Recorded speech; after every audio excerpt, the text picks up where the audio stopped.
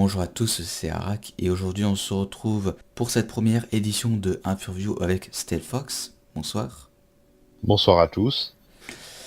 Alors aujourd'hui nous allons parler pour cette première édition de la sécurité informatique. Qu'est-ce que c'est? Est-ce qu'un système peut être infaillible? Quels sont les risques si on n'a pas une machine sécurisée? Et comment s'en protéger? Tout ça, on va en parler. Stealth Fox. Du coup, est-ce qu'un système, peu importe soit-il, est infaillible? Alors, en cybersécurité, on part jamais du principe qu'un système est infaillible. Pourquoi?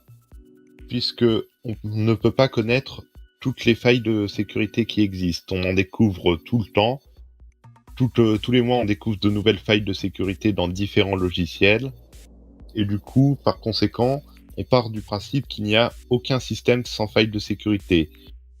Il y a des failles de sécurité qu'on connaît, il y en a qu'on ne connaît pas, et par conséquent, pour celles qu'on ne connaît pas, on se prépare toujours pour le pire, c'est-à-dire le cas où le système est piraté, afin d'être prêt au cas où un pirate informatique utilise une faille encore inconnue, ce qu'on appelle une faille zero day. Ça me refait penser à quelque chose, avant qu'on enregistre cette émission.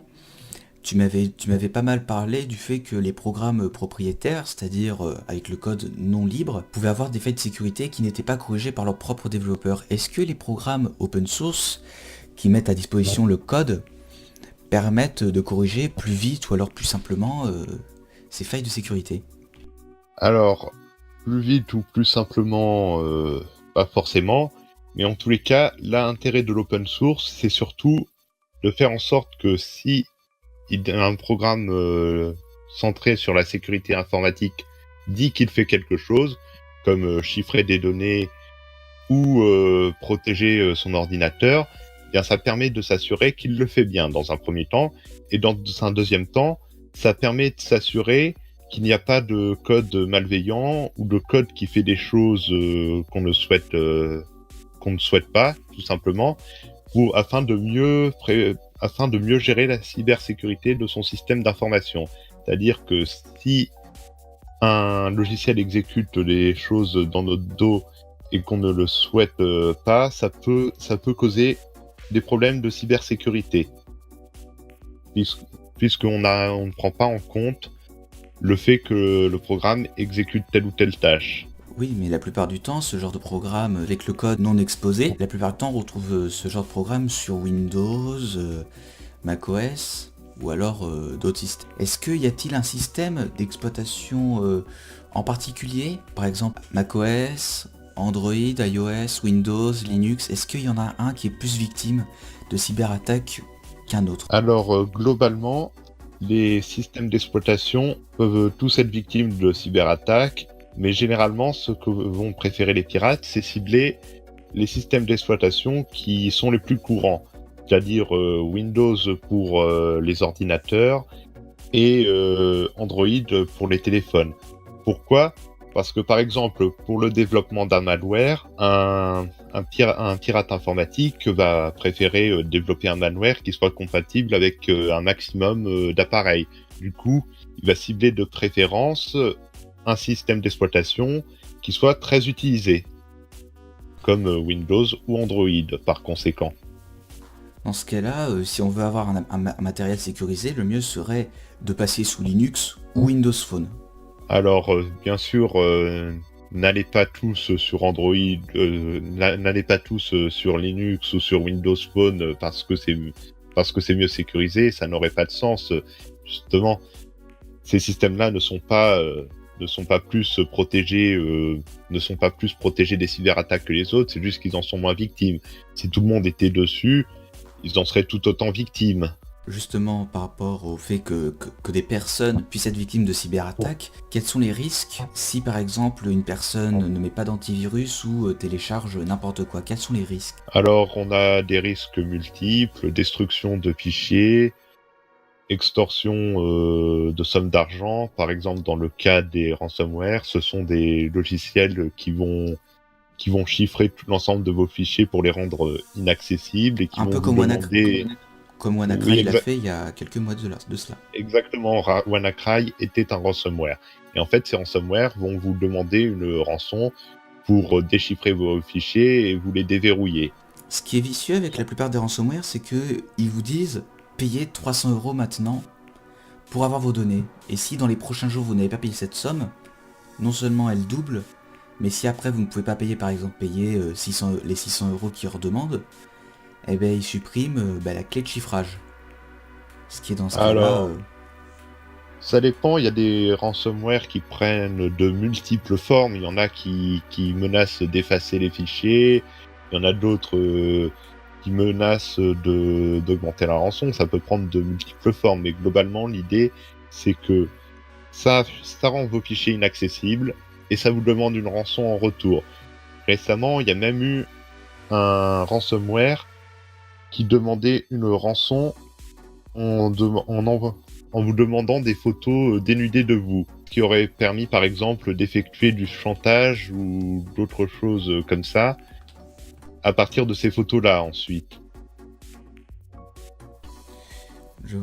Et du coup, comment se sécuriser ou se protéger par rapport à ces malwares? Alors déjà, installez un antivirus s'il vous plaît, y compris si vous êtes sur des systèmes d'exploitation pas forcément victimes de virus comme macOS X ou Linux. Il faut préciser... C'est des légendes, c'est des légendes que ces systèmes d'exploitation ne sont jamais attaqués par des virus. Je Alors, pars Stealthforce, du principe. je Oui. t'interromps parce qu'il existe par exemple certains systèmes d'exploitation auxquels les développeurs comme Kaspersky, Bitdefender ou d'autres ne développent pas d'antivirus pour ces systèmes. Ce qui peut arriver. C'est le système d'exploitation de Kaspersky. Il me Non, semble pas le que. système d'exploitation de Kaspersky, mais il me semble que Kaspersky n'ont pas fait une version Linux de leur antivirus. Alors, il y a des éditeurs qui ne développent pas pour toutes les plateformes, mais il existe un antivirus sur Linux qui s'appelle ClamAV et qui fonctionne. Le but, c'est surtout d'être informé s'il y a la présence d'un virus et de pouvoir réagir. Alors, dans un deuxième temps, ce que je vous recommanderais, c'est de ne pas télécharger n'importe quoi. C'est-à-dire, si vous téléchargez n'importe quoi sur des sites illégaux, vous pouvez être facilement ciblé par des virus. Ces sites ne sont pas contrôlés, et par conséquent, n'importe quoi peut être publié dessus. Évitez aussi d'ouvrir des pièces jointes d'adresses mail inconnues, ou d'expéditeurs inconnus, ou de tout autre courrier pouvant être suspect. Ça peut être aussi tout à fait d'expéditeurs connus. Si vous avez un ami qui se fait pirater sa boîte mail et que le pirate envoie un mail à tous ses contacts, ça peut très bien être un moyen de contagion pour un virus. Jusqu'à présent, tu nous as surtout parlé des attaques par malware. Par exemple, en lisant des mails, en téléchargeant des pièces jointes ou des fichiers plus ou moins corrompus. Est-ce qu'il est Oui. possible d'être attaqué par d'autres manières? C'est-à-dire par des comptes YouTube, Google, Facebook, Twitter? Alors, il peut y avoir en effet des piratages par l'intermédiaire d'Internet. Pas forcément se faire directement pirater son PC, ça peut être aussi tout simplement se faire pirater son compte Facebook. Les comptes Facebook se revendent sur le dark web, par exemple. Ça peut être aussi un site web, par exemple tel que Amazon ou du commerce, un site de e-commerce qui se fait pirater sa base de données et qui se fait pirater tous les numéros de carte bleue qu'il a d'enregistrer dessus. C'est pour ça qu'il serait plutôt déconseillé d'enregistrer son numéro de carte bleue sur un site de e-commerce. Peut également y avoir des failles dans la continuité de ce que j'expliquais tout à l'heure avec l'ingénierie sociale et les manipulations. Pourrait y avoir aussi des failles au niveau des pages web, c'est-à-dire des pages web qui se font passer pour d'autres pages web, ce qu'on appelle le phishing, c'est-à-dire par exemple un faux formulaire de connexion pour un site qui se fait par exemple passer pour le formulaire de connexion de Twitter et qui en profite pour récupérer le mot de passe et le nom de votre compte Twitter pour pouvoir ensuite le récupérer. Ça peut être aussi ça, des attaques qui se passent sans intrusion sur votre ordinateur, mais qui réussissent à récupérer des informations qui permettront ensuite de pirater vos comptes. Oui, mais du coup, pour le moment, c'est surtout tu nous as surtout expliqué comment fonctionnent ces attaques et quels sont leurs buts concrets. Mais tu nous as pas pour le moment expliqué comment il fallait s'en protéger. C'est-à-dire, est-ce qu'il faudrait qu'on mette des mots de passe à rallonge avec 30 caractères? Est-ce qu'on devrait ne pas cocher le petit onglet enregistrer mot de passe identifiant? Qu'est-ce qu'il faudrait qu'on fasse exactement pour se protéger au mieux sur ce genre de site? Alors, déjà, le fait de ne pas cocher, en effet, le fait de ne pas cocher la case rester connecté ou ne pas enregistrer le mot de passe sur son navigateur, c'est une bonne pratique. Parce que les mots de passe, dans ce cas-là, sont enregistrés directement sur votre ordinateur, et en cas de virus, ils peuvent facilement être récupérés, en effet. Ensuite, ce qui peut être recommandé, c'est d'utiliser un bon mot de passe. Alors, un bon mot de passe, qu'est-ce que c'est? C'est un mot de passe d'au moins 10 caractères, avec des caractères spéciaux, tiré, arrobase, underscore, ou ce genre de caractères, des minuscules, des majuscules et des chiffres, et qui ne contiennent pas de mots du dictionnaire. Ensuite, ce qui peut être une bonne chose, c'est de ne surtout pas brancher des disques durs externes ou des clés USB dont on ne connaît pas l'origine, parce que ces clés USB ou ces disques durs externes peuvent contenir des virus. Ensuite, il y a des tas d'autres conseils, tels que faire attention aux informations que vous entrez sur Internet. Par exemple, pour éviter le piratage de ces cartes bleues sur les sites de e-commerce, comme je disais tout à l'heure, le mieux, c'est de ne pas enregistrer sa carte bleue sur ces sites-là. Ou alors au mieux, de ne pas publier sa carte bancaire sur Twitter. Oui, référence à une image qui circule sur Internet, une capture d'écran d'une personne qui a publié sa carte bleue sur Twitter et qui a été suffisamment stupide pour donner le mot de passe le cryptogramme de sécurité qu'il y a derrière la carte bleue. On la félicitera. C'est un bel exemple. C'est un bel exemple de ce à quoi peut amener une mauvaise connaissance de la sécurité informatique. Surtout, la meilleure chose pour éviter ça va être un autre conseil, c'est de se tenir au courant de ce qui se passe au niveau de la sécurité informatique. Alors, ce que je peux vous recommander pour vous tenir au courant, c'est de lire les sites d'actualité. Il y a aussi un site que je trouve particulièrement bien pour, sans vouloir faire de pub, il y a un site que je trouve particulièrement bien pour s'informer de tout ce qui est sécurité informatique. C'est le blog de Kaspersky. Alors, outre le fait qu'en effet, il y a un petit peu de propagande pro Kaspersky sur ce site, à côté de cela, il y a des informations qui sont très intéressantes pour bien se protéger en tant que particulier sur son ordinateur et sur son téléphone. Mais ça ne vous empêchera pas, tout au moins, d'acheter leur antivirus de très bonne qualité. Est-ce un placement de produit? Non, c'est juste un avis personnel. On lui pardonnera. Ouais. On lui pardonnera ce placement de produit involontaire. Alors, ensuite, ce qui peut être intéressant, c'est se tenir au courant. Alors après se tenir au courant, utiliser de bons mots de passe, ne pas rentrer n'importe quoi comme information sur Internet. Et normalement, on devrait être suffisamment sécurisé pour ne pas trop avoir de malware. C'est comme je le disais tout à l'heure, ne pas installer n'importe quoi sur son ordinateur.